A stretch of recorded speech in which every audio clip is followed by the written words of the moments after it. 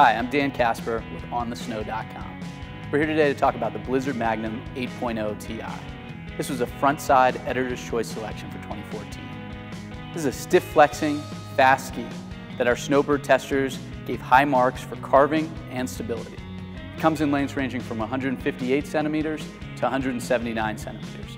Side cut is 122, 80, and 107. It's got a 17-meter turning radius at 172 centimeters.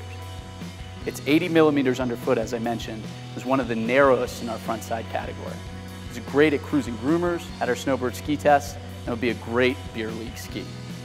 Titanium reinforced full wood core keeps the ski stiff and stable. Sandwich sidewall construction gives it great edge grip. Natural rocker geometry via their Flipcore technology, where the skis are actually flipped so there's no bending in the molding process, makes for an even smoother ride. So if you're an East Coast charger or a former racer looking to go fast, check out the Blizzard Magnum 8.0 Ti. For more of our favorite frontside skis, have a look at our 2014 buyer's guide at OnTheSnow.com or click on a ski to watch another video review.